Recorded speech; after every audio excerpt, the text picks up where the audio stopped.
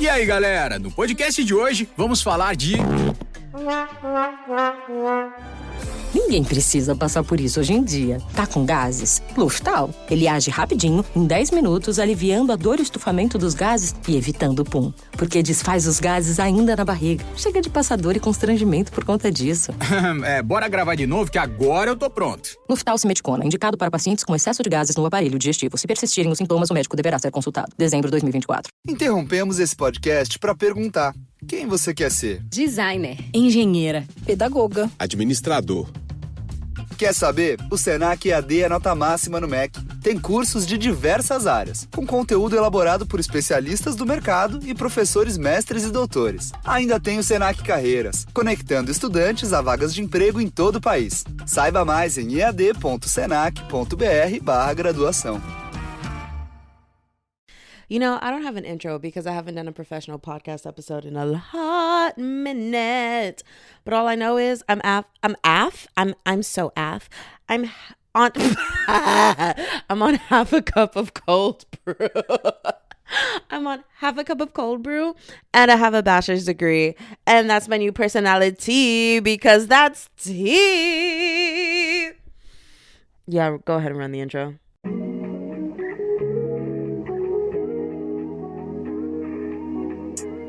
I put that on my own mama, on my hood. I look fly, I look good. You can't touch my bag, wish you could. I look fly, I look too good. Put that on my own mama. Welcome back to the Distract Me Please podcast. And if you're new here, I am so sorry. Oh, girl, I don't even remember my intro. Welcome back to the Distract Me Please podcast. I'm your host, Brianna Silva, and today I am here by myself to talk about anything that I effing want. Actually, I'm going to be talking about DreamCon.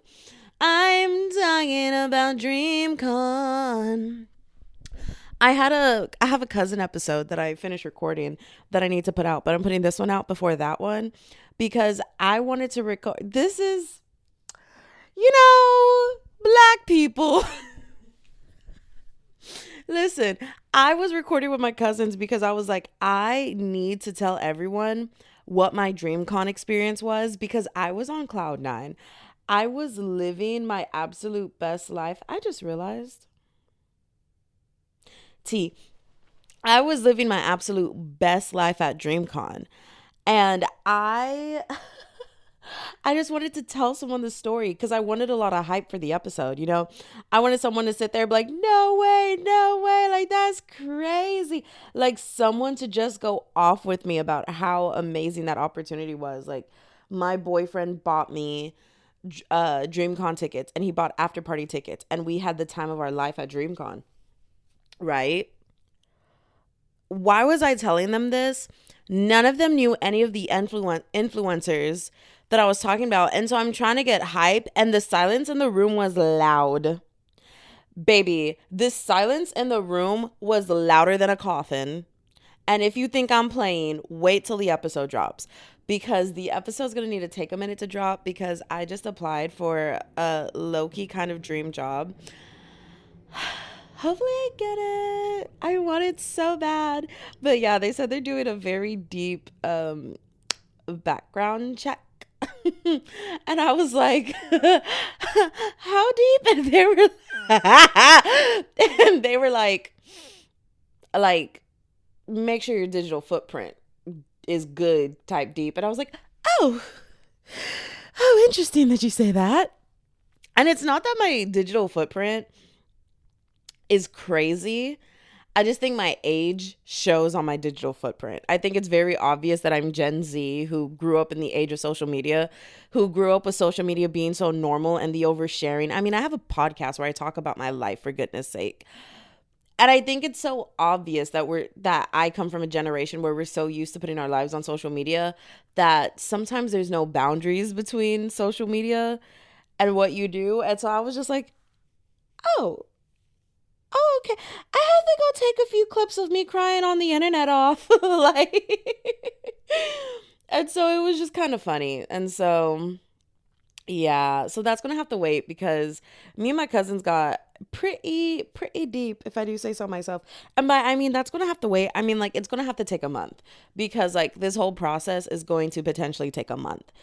So she's gonna have to wait. We're gonna have to put her on pause. So yeah, sorry guys, that episode's gonna come out in a month. That'll give me time to edit and have it scheduled and ready for like mid-September. And it's just we just go so deep and in depth, and I have to have two versions of it. I have to have the unedited, like unfiltered version, and that's going to be on my subscription. I I used to not post as many episodes on my subscription because I wanted the subscription to be like there was supposed to be unedited, unfiltered, like let's go crazy. But then I wasn't having a lot of podcast episodes like that because I just wasn't feeling that. Like I wasn't doing anything crazy in my life. Like I wasn't telling crazy tales. I wasn't spilling tea. Like I've just been very happy in my relationship. So there was no like dating tea where I was like spilling all the juicy secrets about like all my talking stages anymore. Um, I wasn't living at home. And so I was like away from crazy family stuff. And I was just like, who cares, you know? But now I'm back home and I still don't have like any dating tea, but the family tea has escalated tenfold. I don't even know what tenfold mean. Is that 10 folds in a shirt? Is that 10 folds of laundry? Like, girl, I don't know what that means, but it's escalated, babes. It escalated more than these escalators at DreamCon because I cannot tell you. I would literally go up an escalator, go to the restroom, turn back around, escalators down. Now escalator has turned into some just big stairs. Dream, but DreamCon was such a dream. But point being, I have to have two versions of this cousin podcast episode because we were including names. Like we were spilling family secrets and including the names of the family members. That is how deep and personal it got. So I'm not going to have the uncensored version on the internet. I'm going to have that behind a paywall. And I kindly ask, you don't have to listen to my instructions. And I'm fully aware by putting this out there on the internet, no matter what, there's always a possibility that someone can record it and post it. But I kindly ask that y'all don't. And I'm going to have the filtered version live, and I will include at the beginning of the episode so you don't have to like pay month per month per month if you don't want to. Like I'm going to include at the beginning of the episode like, hey guys, just a reminder, if you want the unfiltered version with every single name, I think there's only one name that's going to have to be bleeped for both the filtered and the unfiltered. If you want the unfiltered version, behind a paywall for my job security, family security, I don't really care. I've hit a point. Oh, girl, are we about to go there? I've just hit a point in my family life where I am dreaming to turn into the cousin who doesn't show up. Like I dream. And that's all I have to say on that. It's been a lot, girl. It's been a lot. Anywho, in other news of DreamCon, I'm about to give you the whole rundown of what happened at DreamCon. So first and foremost, I have to wake up at 8 a.m. Girl, no, I had to leave the house at 8 a.m. I had to wake up at 7 a.m. I was supposed to wake up at 6 a.m., but I didn't get home and I didn't crawl into bed until 3 a.m. because night before, I went to go drop off the dolly, which is just like the thing with two wheels to help you lift up heavy stuff to like roll them around. Yeah, they're called dollies. I borrowed a dolly from my uncle and I had to go return it because he let me use the stuff to move out of my apartment because I'm officially completely 100% moved out of College Station, and that's been so bittersweet. And I'm also going to get into that. This is going to be a long podcast episode, and I'm not going through it. I'm not listening to the entire thing, and I'm not editing this. I'm just putting a do do do do do do do do at the beginning and end of this episode, and we're calling it a day. But that's besides the point. I moved out of College Station, so I borrowed the dolly from my uncle's house, and so I pulled up to Ben because, you know, Ben is my cousin who's on the cousin episode.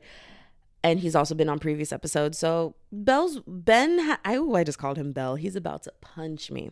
Ben is well versed in the distract me please era. And I go to his house and I'm like, here's the dolly, open up the garage door. And he was like, okay, fine. And I was like, actually carry it to the garage. And he was like, okay, fine. And I was like, okay, great, I'm not staying in. He was like, why are you even following me into the house? Like, babes, we're leaving to go to the store. And I was like, what do you mean we're going to the store? And he was like, girl, I'm about to cook dinner. Are you staying or are you not? And I was like, oh, I'm staying. What are we having? And he said tacos. I told you this before. Like, let's go. And I was like, okay, let's go. I didn't know you were like, for real, let's go. Go to the store. We buy ingredients for tacos. I fill up my gas tank because I had to make a 3-hour drive in the morning. So I needed gas because like my gas tank was on like 50 miles. My gas tank's currently at like 70 miles. I started pulling this habit when I moved back home. Before, I would never let my gas tank go. Like, if it ever went below 100 miles left in my tank, it wouldn't go lower past, like, I want to say like 80 or 90. I would never let it get that low because my mom's always put it in my head. Don't run your gas tank too low because as a woman, even just like as Americans, let's be FFR. As Americans, you never know the situation that you're going to end up in. Fill up your tank because you never want to be in a position where you got to skedaddle and suddenly like that gas light comes on, you know? So sometimes a full tank of gas can save your life. And she's always put that in my head. And I was like, okay. And I listened to that. Now that I'm back home and there's like a family member on every block, girl, I couldn't care less. Maybe it's also because I don't value my life since coming back. It's like I have a value for it, but it's like this hope of my life is going to get better. Like, girl, she slowly goes down the drain. And that's just being real. That's just being tea. It's like, I don't want to say it's depressed. I don't think I'm depressed. I think it's a sense of hopelessness that I haven't felt in a really, really long time. And we're back at it. And it's like, I don't have hope. Is it hope? Yeah, it's like, or maybe faith. I would say I don't have faith that things are going to get better, but I hope they do. I don't expect them to, but like, God, I wish it did, you know? And so I think I'm just like letting life kind of, oh, girl, why are we about to cry? Don't let the tears fall. It's like, oh, I hope life surprises me, right? Because it's not that I've necessarily lived a very sad and depressing life. I think I was just always so unfulfilled because the things that I wanted so badly in life, I always felt like I only got a taste of it and that was it. Like I don't think I ever felt good enough for anything. And my only accomplishments have ever been very academic accomplishments, which is great. And it fueled me for a lot of my life. And that's the only way people could praise me was like academic accomplishments and like, you know, all these leader positions and like, oh my God, you've always made good grades and blah, blah, blah, blah, blah. But then like, I had the opportunity to go to college and figure out who I was without those accomplishments because I wasn't fulfilled because I didn't care. And it's not that I didn't care. It's just that I hate to say there was just an element of like, that's just always who I've been. Like since elementary, I've been making straight A's and like that never changed. And so it didn't feel like this is something I'm accomplishing. It felt like I'm just doing my job, you know, like I'm just doing what naturally comes easiest to me. And so it never felt like I had a sense of accomplishment. And I was really happy that I got to go to college and question who I was without it. But it drains me. It completely drains me. And it sent me for a loop. And when I finally got to ask, like, what would fulfill you? What goals do you want to actually go towards? I tried out for the dance team, didn't make it, and went, thank God. And I was like, oh, we could live a life without dance. I never expected that I would be. I mean, I still love dance, but I think I need dance as a hobby because dance also was a huge portion on why my confidence was just completely destroyed And so I think I need to dance as a hobby, and I needed to find joy in dance again. And I did. And I got to work in a studio, and that was like not work for it, but like I got to dance in a studio. We are on a tangent. Moral of the story is she's just a little sad, babes. She's just a little sad. How did we get here? I was talking about making food, girl. Anyways, moral of the story is Ben made these bomb tacos. Put it on my Instagram story because they were so delicious, looked so good. And he even made green salsa from scratch. Girl, I was so mad because I grew up around Hispanic culture. I grew up with a lot of Hispanic friends. I grew up being able to enjoy their family making all the authentic foods and loving and living for it. Why did Ben come from a French island and he made these foods from scratch following recipes before I did? Like, have I made tacos? Yes. But like Tex-Mex tacos, like recreated the Taco Bell recipe. Like, huh? Never even tried to make my own green salsa before. Like, I know it's easy. I've seen all the videos. Have I tried? Nope.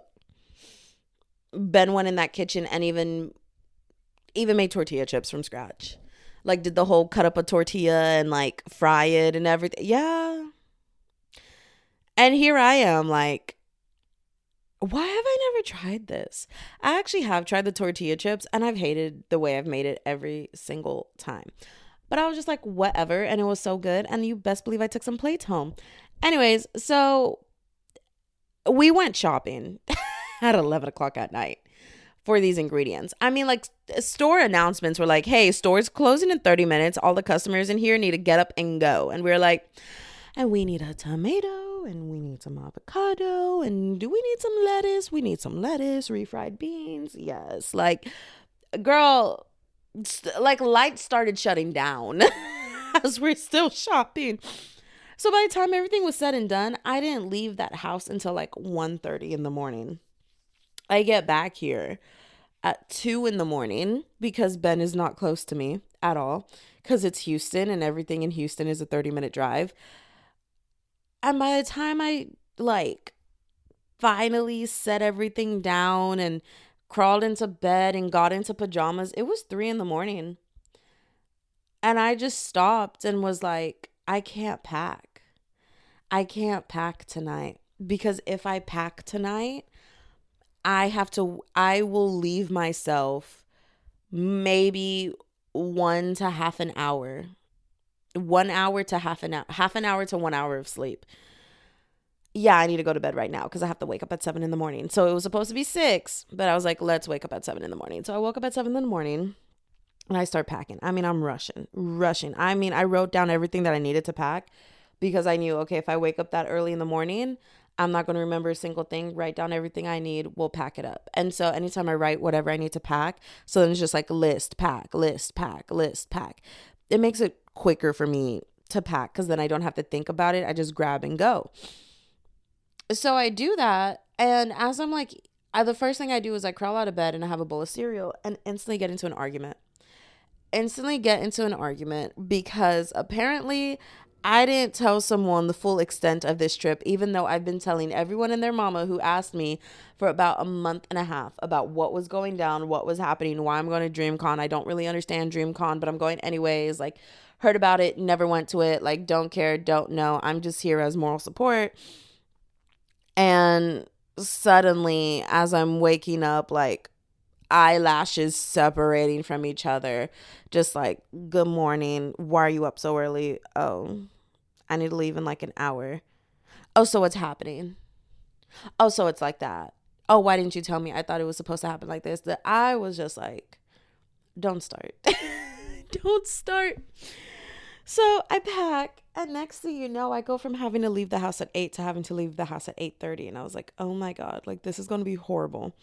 And then to make it worse, Houston's like, hey, I think I actually had to leave at like 9, which was still okay because if I would have left at 8, I would have made it there by 11. 8:30 would have been 11:30, and then 9 would have been noon, which was perfectly fine because we had to pick up our wristbands at noon.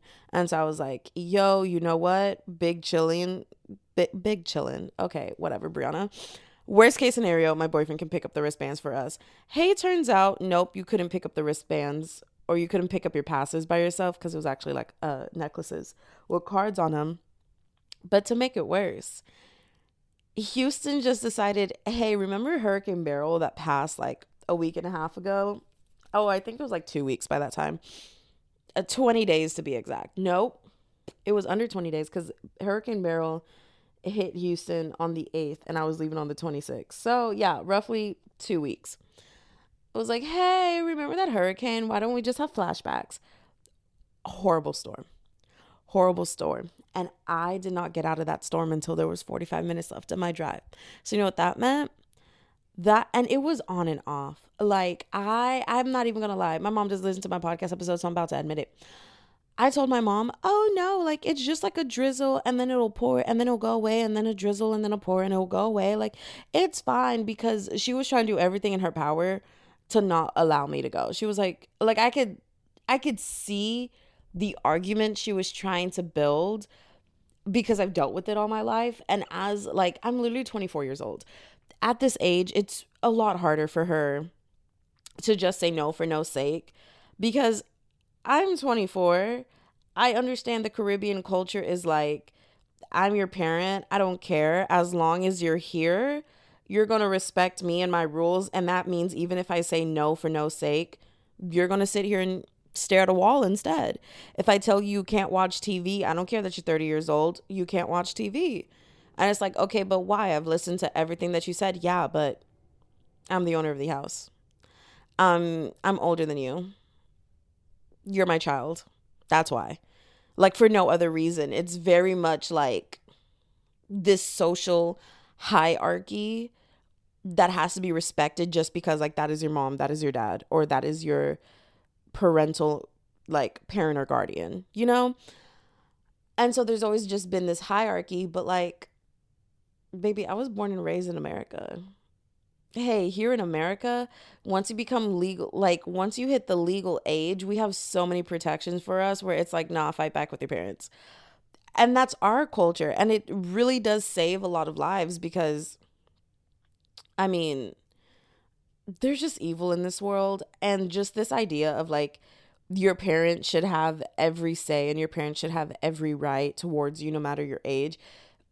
You end up in a lot of predatory situations, I'll say, and not even like physically abusive, but emotionally abusive. Like there's a lot of stories of a lot of parents who have like used their children just to open credit cards up in their name and destroying their credit score from the time they're like 5 years old. Like,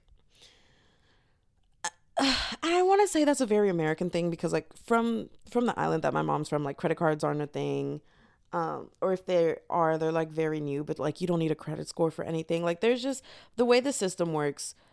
A lot of parents end up using their kids and the benefits of having kids to really use and abuse it, even if it's like horrible to the kid, you know?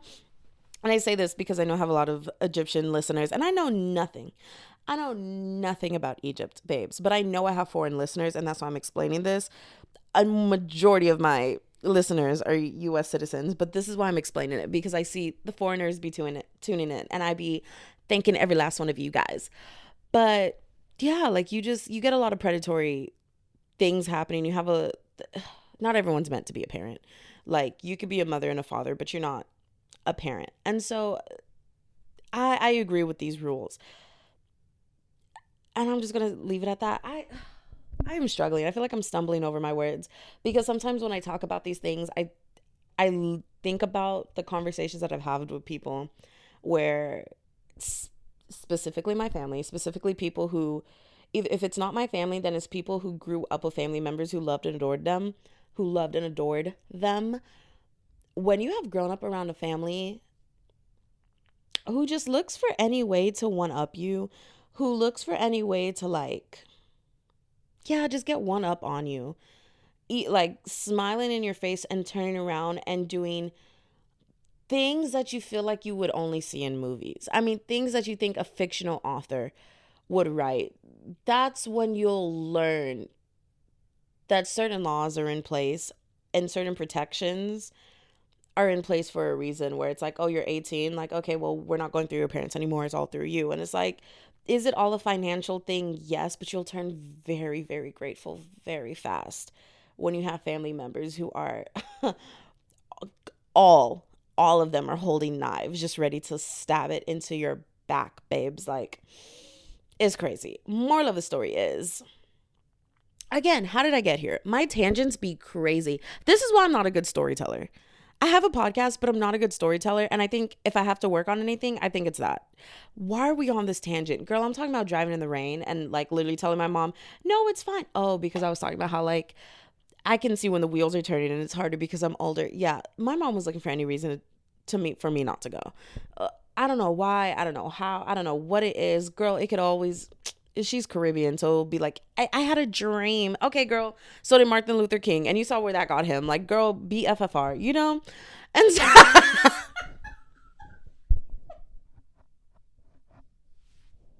Wait, if you're not part of, like, any cultures that are so reliant on dreams... Okay, the Caribbean culture... There's a heavy emphasis on psychic abilities and psychic powers. And so you get messages through dreams. And to a certain extent, I think it does hold truth, because there have been multiple times that I have received messages in a dream that have come true.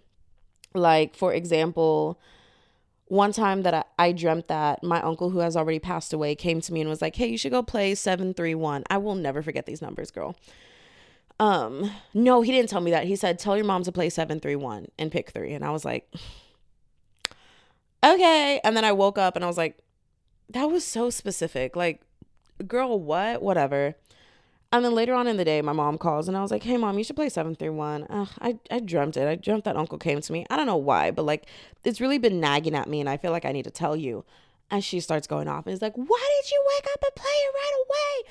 It was your dream. And I was like, but I was told to tell you. Like, what? Like, it's just something that's been on the back of my mind. Like, I don't care for the lottery. They prey on poor people and people living in poverty to like take their money just to use for the government. Like, what? I don't care. Turns out the number that had came out that morning for pick 3 was 731 exactly.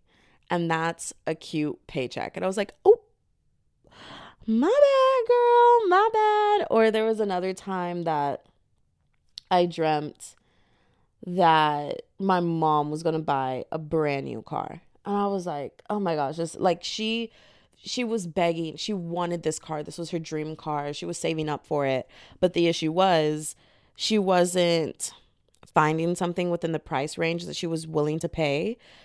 And so even though this was her dream car, everyone was telling her, like, you are not going to find something for that cheap. Like, it's laughable. And, like, when I tell you, like, salespeople were literally, like, laughing her out of the dealership. And she would try to negotiate. But we learned very quickly that with the age of social media, dealerships don't care to negotiate with you because they're like, we can just check these prices online. Like, the way that you have the resources to see that we're the cheapest dealership that is selling the car that you want, we also know we're the cheapest dealership. We're not negotiating with you. We know we have the best price. That is why you are here. Why would we come down on the price? And so my mom was already like, I'm going to have to buy a different car.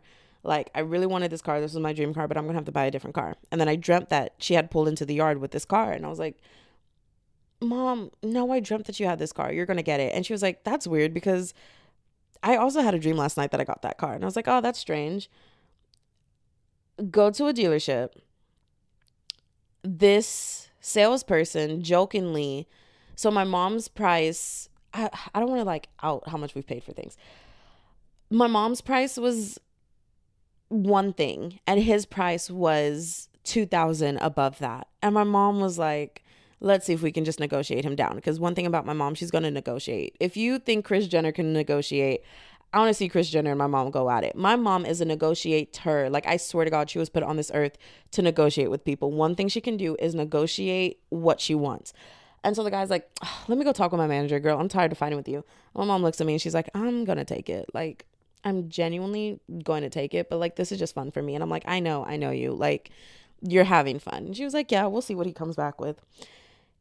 And then she also said, but also, if he comes back and he takes off $1,000 off of that price, I'm not even going to sit here and push this any farther. I'm just going to shake his hand. Like, it is what it is. And I was like, okay, we'll see.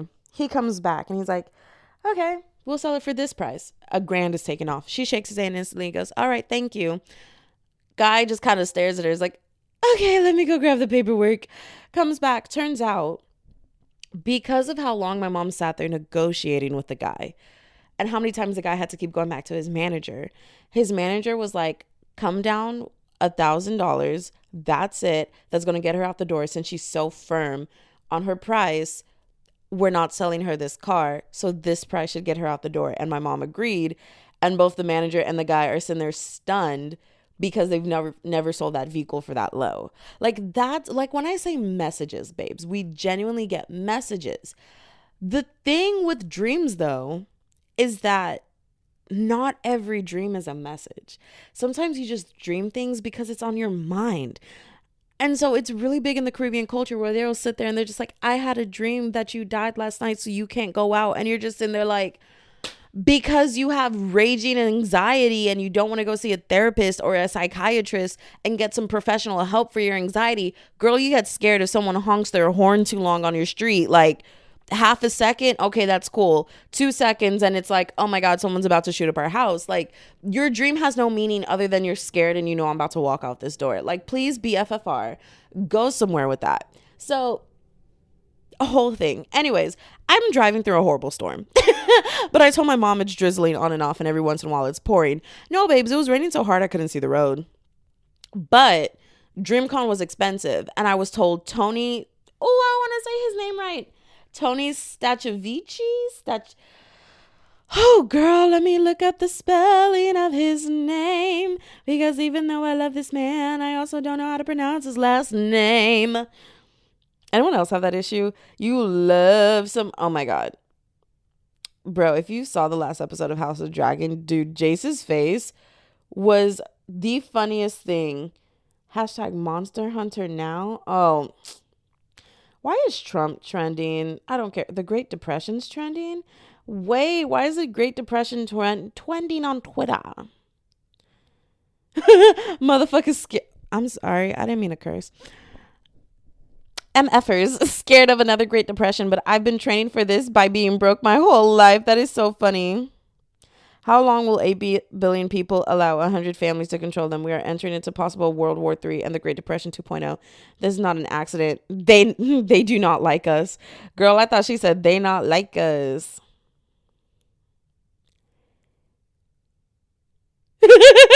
People comparing this to the Great Depression, but I've been living with Great Depression for 26 years of my life. Oh. Vamos fazer diferente nessa ceia? Que tal um churrasco especial? Então escolha seus cortes maturata favoritos e prepare a grelha, porque o som é por nossa conta. Escute a playlist Celebra da Família e celebre cada momento em grande estilo. Maturata é churrasco e ponto. Sair da escola já com uma formação profissional no currículo? Metodologia por projetos? Preparação para o Enem?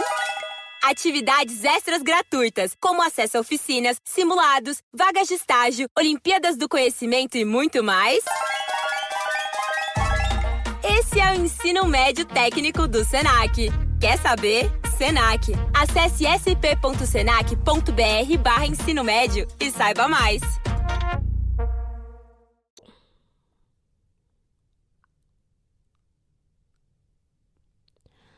Oh.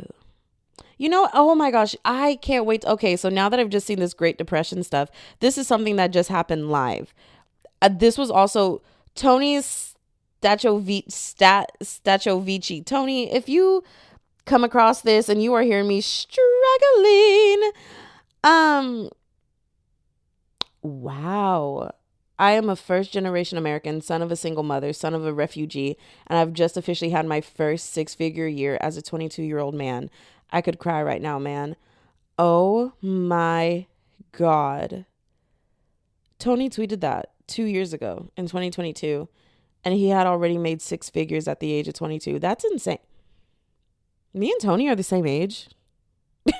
What the hell? Anyways, so yeah, I met Tony there. So I was told like Tony's gonna be there, and I was like, I'm going. Like nothing. A hurricane barrel could have been happening at the exact same time that I was driving to Austin, and I would have not pulled over.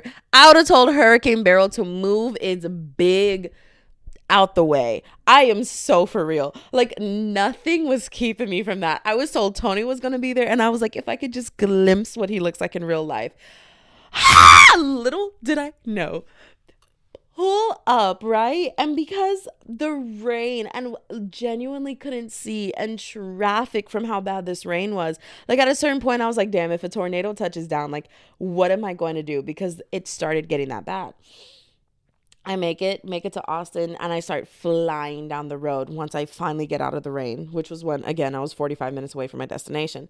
So then I call my man, and I'm like, hey, I'm here. Parking situation was crazy and whatnot.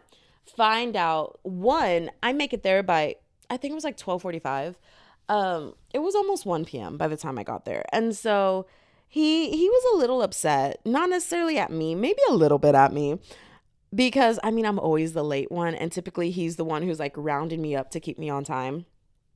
But we get there, and we can't even make it for the opening ceremony because the line was so long. Like, you genuinely had to hop into line for big events, like, 3 hours, 4 hours before. And that's not a joke. Like, genuinely 4 hours before.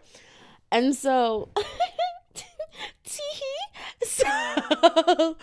so he was like, yeah, babe, like, I'm sorry, Tony was just supposed to be at the opening ceremony. And I was like, no, I'm not gonna get to see him. He's my favorite creator. That's so sad. Babe, little did I know, this was a celebrity meet and greet. This was VidCon 2.0. I was meeting so many famous people. It was insane. Day one was more of like okay, we walked around. Let's go back to the hotel room. Now we're back to the DreamCon event, back to the hotel room. The after party was chef kiss, amazing.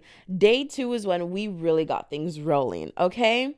Was day two the basketball event? Or was the basketball event nope, day two was the basketball event. Okay, so first of all, I got to see Tony do Family Feud. So I got to see him, and I'm screaming up like, I can't believe that's Tony. Okay, going crazy. So then I got to see him on stage. Then we were doing other things. We went to meet Leon Thomas. He was like, hey, I got us an RSVP to meet Leon Thomas. So like, let's go hop into line right now. You saw how crazy the lines were. I was like, yeah. So we get into line like an hour early. As I'm sitting there, this man walks past us. And people just go, hey, man, and like start saying hey to him. And he's like, hey, what's up? But not many, because he's in a costume, so we can't really see who he is. And I was just like, and Andre looks at me, and he's just like, oh my God, that's him. And I was like, who? And he goes, babe, that's Zero from Holds. What? Turn, boom, surrounded by people. I'm Zero from... Y'all, I'm sitting on a wall. Like, if I wanted to, I could have walked up and shook this man's hand. Like, we're just in a hallway. And he just casually like walks through these doors and walks past us. And like people didn't recognize him at first. So he just casually walked past. And I was like, Zero from Holds, screaming, crying, throwing up. Right. So then I go meet Leon Thomas. And we are so close to the front. I can't believe how close I am to this man. And he's like, we're just going to do a Q&A. Like, we're going to keep it light. And I was just like, and one thing about DreamCon, it was a black event. It was a black event. I never felt so safe in my life. When I tell you, like, there was a point where we got some food at DreamCon, and we're sitting at the table, and I am so like, babe, don't leave me alone. Don't leave me alone. Like, as a woman, like, I am buddy system all the way, because I have been in Walmarts where I've literally been like, especially when I was younger. Oh my God. I used to think it was a compliment when older men would always walk up and be like, wait, how old are you? And I'm like, 14, 15. And I'm like, oh, you look so old. I'm like, God, like, damn, you look good. And I used to be like, tee-hee-hee, thank you. But it's weird that, like, you know my age, and now you're talking about how much you're, like, ready to go to jail for me. Like, that's crazy. But I used to think, like, Like, to me, the compliment stopped after they said, oh, I thought you were so much older. That's where I used to think, okay, compliment has stopped and now it's predatory. Now as an adult, I know that like the predatoriness or like quote unquote compliments or like girl, now I know from the moment that they asked how old are you, now I know like that was predatory behavior, and that's how these predators and pedophiles find young victims, is by like flattering and love bomb. But I used to just be like, oh my god, wait, what a great compliment, like yeah, I do look older because I'm so mature and I'm growing up, like thank you. And then I used to run away when they started hitting that like, oh, wow, I can't believe you're not 18 yet, like I would love to, and just start describing things, and I was just like run, right? And as an adult, there was only one time, and like round of applause to this man, and that's so sad that this only happened one time in my life, but I'll never forget it. 14, just hit high school. I'm shopping for onesies with my friend because it was like spirit day and it was pajama day. And so we're getting onesies, and this guy walks up and he's all tatted up, and he's just like walks up to us. And when I say tatted up, y'all, I mean like he has tattooed lips on his neck, and the rest of his neck is like covered with images and stuff, like reaching up to his face, arms tatted, everything. And he walks up and he's like, hey, yo, ma, how old you is? And I was like, I'm 14. And he was really close. Like he walked up really close to me, and I was like, 14. And he just went, oh, hell no. Yeah, hey, you have a good day. Turns around, walks away. A round of applause to that black man. I hope he's doing good in life. I hope he's doing good in life. I'm not going to applaud too hard because like a man is still a man, but like round of applause to him for hearing my age and being like, woo, I messed up. Have a good day. Have a good day at school. Everyone else, I mean, I have met men with graying hairs saying some predatory stuff to me. And even as an adult, I'll still be walking around Walmart, Target, and people start hitting on me. And it's just like, leave me alone, following me. Like every time a man compliments me and I go, no, sorry, I'm not interested. Or like, oh, I'm sorry, I have a boyfriend, and they leave me alone. I'm like, wow, what a respectable gentleman, because that's how rare it happens. So I don't like being left alone as a woman, even in situations where like I need to go in alone.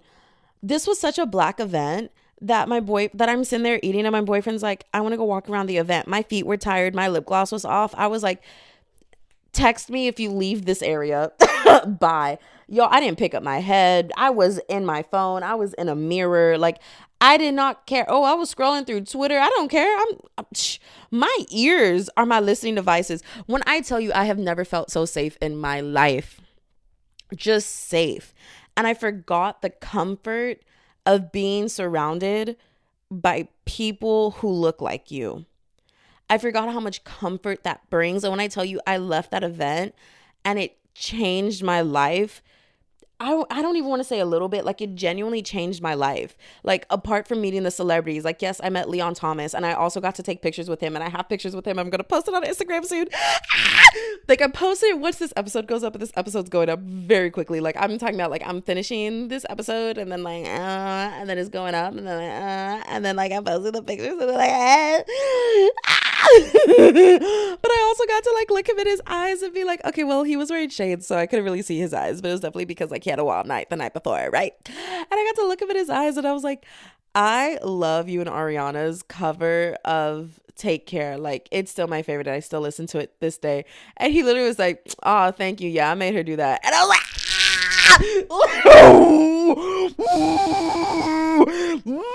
like you don't understand. I love Leon Thomas III.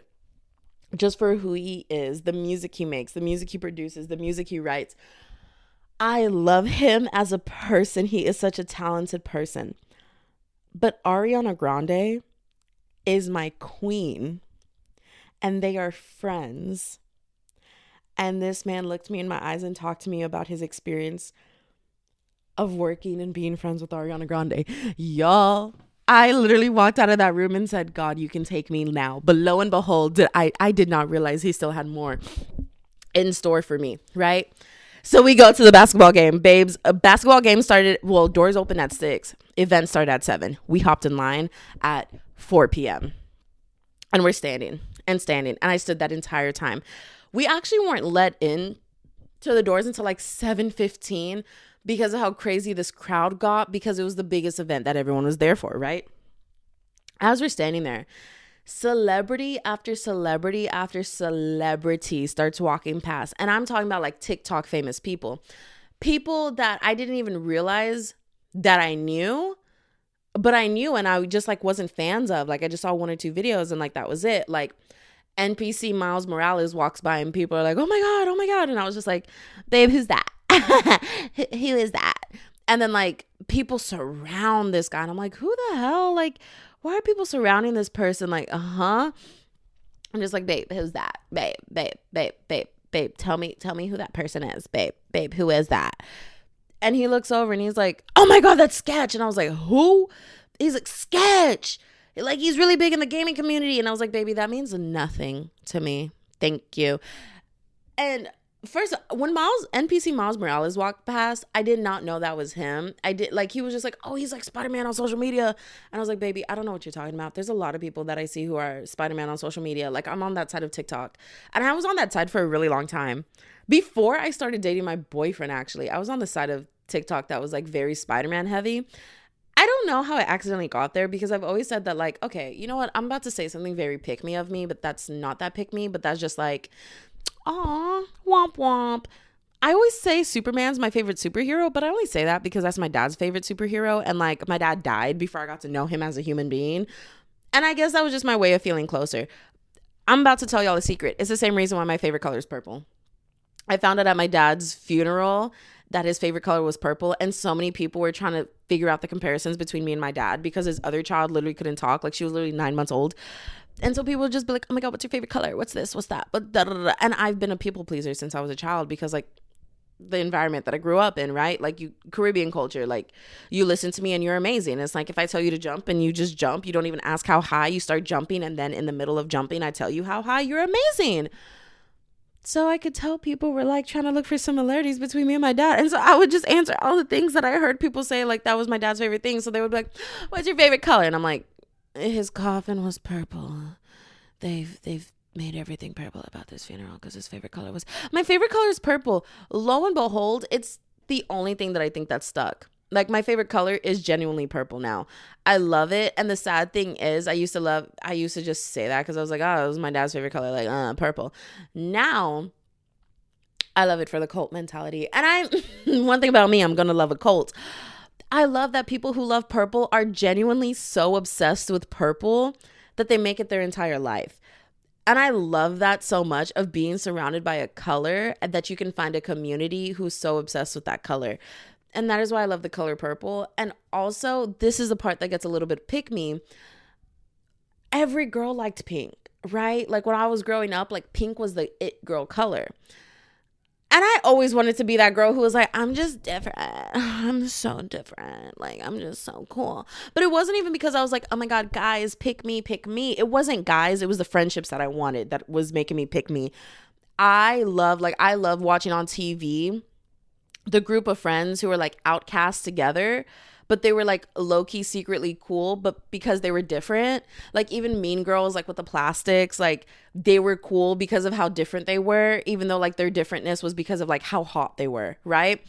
I love those girls. Like to this day, I still love those girls who are just like really hot, kind of loners, like kind of different from everyone. So that's what makes them stand out. And so that's what made me pick me. I just wanted to be different than the other girls, not for like guys to be like, oh, she's so hot, but for me to be like, this is gonna make me popular. So every girl I knew liked pink. I like purple. Every girl I knew wanted to be girly and like frilly and like cutesy. And I was like, I'm gonna be a tomboy. Like, wanted to be different so bad. So purple is the one that stuck. Superman, not my favorite superhero. If I had to genuinely choose a favorite superhero, I think I would have to go with Deadpool, because one thing about me, I just love someone who doesn't take life seriously. And Deadpool does not. Like, Deadpool does not care. Like he does not care. He's a bit of a mess. And so I love that. But I also, one thing about me though, I love women. And so I think I need to figure out a woman superhero who I really look up to, because one thing about me, I desperately like need to put more effort, because it is harder to find a Black woman that you can look up to just like in fictional stories, but like the effort's worth it. And I don't say that lightly. But anyways, that's besides the point. Anyway, so NPC Miles Morales walks by, right? I didn't know who it was until my boyfriend pulled up pictures on Google. And I was like, oh my God, wait, I've seen his lives. And he was like, yes. Then the guys who, oh my gosh, no one knows who the hell I'm talking about. I'm talking about these guys, like it's a group of black guys who recreate like a bunch of SpongeBob scenes that went really viral for it. Hey, they were going crazy with like getting in videos with people. Like I'm like turning up with them and I'm just staring, like just blatantly staring. And it was like, oh my God, there's like everyone in line is like, those are the guys from TikTok. Those are the guys from TikTok. And I'm just like, huh? Babe, who is that?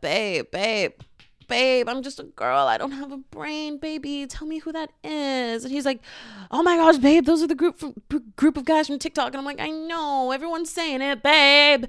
And so he pulls up their videos and I went, wait, I know them. I love them. Gone. Hey, they're gone. So we get into the basketball game, right? Corday is on the court. What? The rapper. Corday, the rapper, is on the court. And I was like, literally, he ran out. And they're like, they're doing all the, and in this corner of, they're making it fun. It's social media. Corday. I'll answer that in a second. Corday. And I was like, what? Why do I know that name? Because I just thought it would be a bunch of influencers. I wasn't expecting genuine celebrities.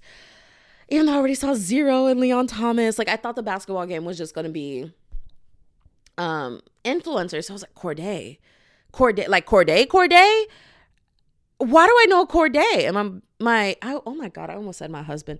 Y'all, oopsies.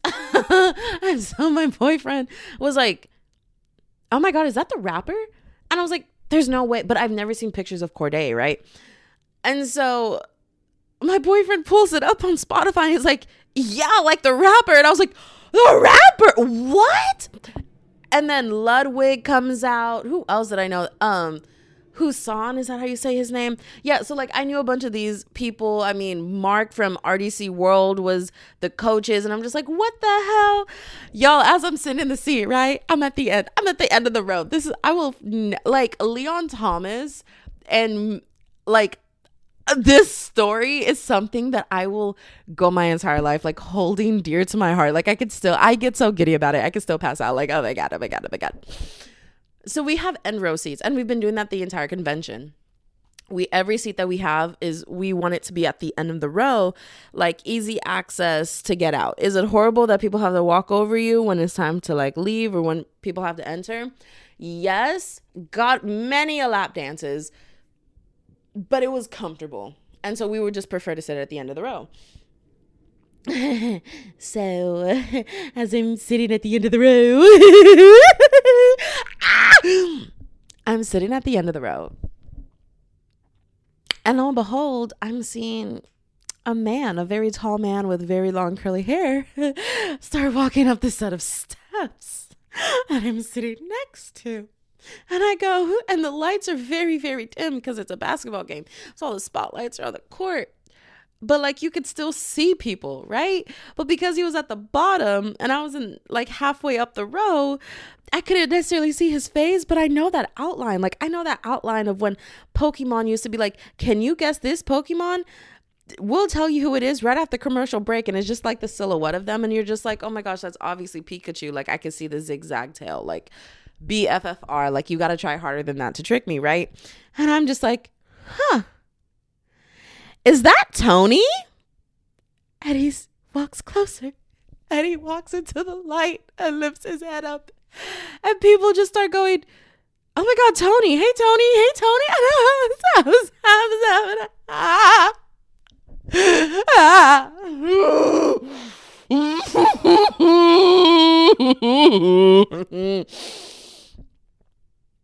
And he walks past me. And I look over. And I look at him and he's like, as he's walking up, I just go, oh my God, hey guys. Because I want to say that guy's name is E. I think it's E because I like watch all his TikTok. Like I follow him on Twitter. I follow him on TikTok. I have literally gone over to watch his live streams on Twitch because I'm such a big fan. Like when I say I am a fan of Tony, I put the fan in fanatic, babes. Like it's not funny. Like he is genuinely one of my favorite influencers. It is not funny how obsessed I am with this guy, right? Not like stalker obsessed. Like that's too much. Like I'm not even going to go digging for any like no, babes. No. But if there was a fan page of like people who are like, follow this if you're a fan of Tony, I would follow. Like, there's very few, like I already do that for Ariana Grande, but we're not going to talk about it. Like, if you go through like who I follow on Instagram, you're going to see a few Ariana Grande fan pages, okay? Like, sue me. I'm a fan girl. Moral of the story is I go, hey guys, and like they didn't really hear me because there were so many people saying hey, and I don't even think like people were just saying hey to Tony. I don't even think E realized that I was saying hey guys, because I know both of them and I think they're both funny. I've seen all the videos with them. And they walk past me and I look up and I go, hey Tony, and I look at him in his eyes and he looks at me in my eyes and he just goes, hey, what's up? And keeps going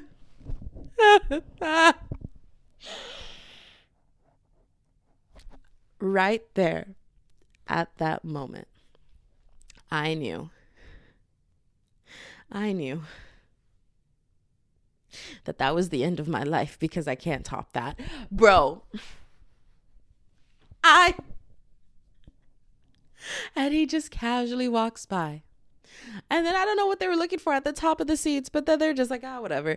And they turn around and they walk past again. But like, you know, you don't want to be weird, right? So like he already walked past me once and then he walked past me again and I was just like, babe, that's right? Like, I'm not even whispering. I'm just like admiring, because I'm like, okay, don't be weird. Don't be creepy. Just like let him walk past. Like, don't try to have a conversation with the guy. Like, he already said hey to you. Like, let it go. And at that point, this is so, I never thought I would get to this point in life, because I've always been such a fangirl. Like, I met Jace from TikTok. He went really viral with A&M. I don't even know if he's still on social media. I haven't seen much of his stuff anymore, but he went really viral. He had the something about like daddy at the Harry Styles concert that he went viral for. Like, he's really big on TikTok, especially within A&M, because a lot of his videos was like on A&M campus.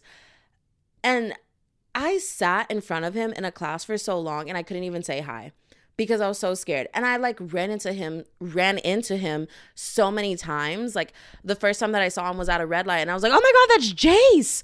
And then another time, like, just casual past, like walking past him, like that's Jace. And then next thing you know, I end up in a class with him. I don't even think he stayed in the class long. I think like he like left the class or something.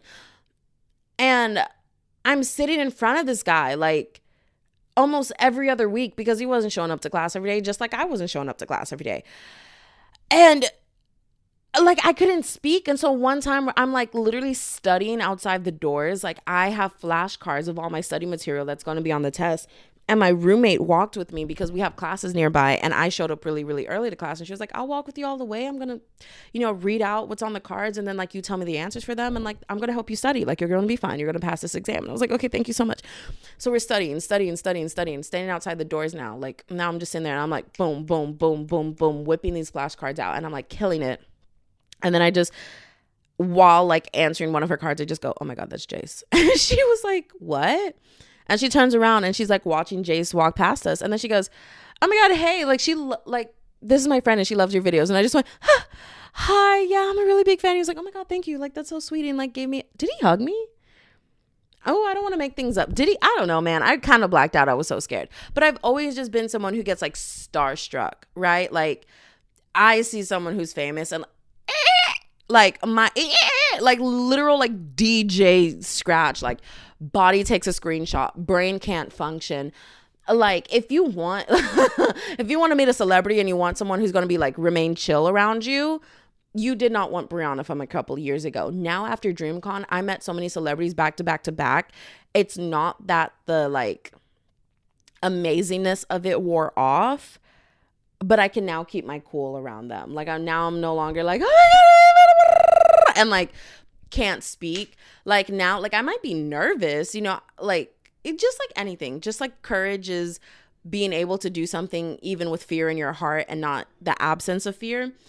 Now I'm courageous. It's the only way to put it. Like, I'm terrified. My heart's pounding, but I can go up to them and have an actual conversation with them. Like, I'd be like, oh my gosh, hey, I love your videos. Like, that's so cool. Like, you're so amazing. And like, keep it going. And like, after I leave them, I'm going to scream my head off, pass out, throw up, probably pee a little down my leg. But I can now keep it cool, But yeah, Yeah, so many celebrities, babes. I mean, Zach Fox was even there. I didn't get to see him, but that was so cool.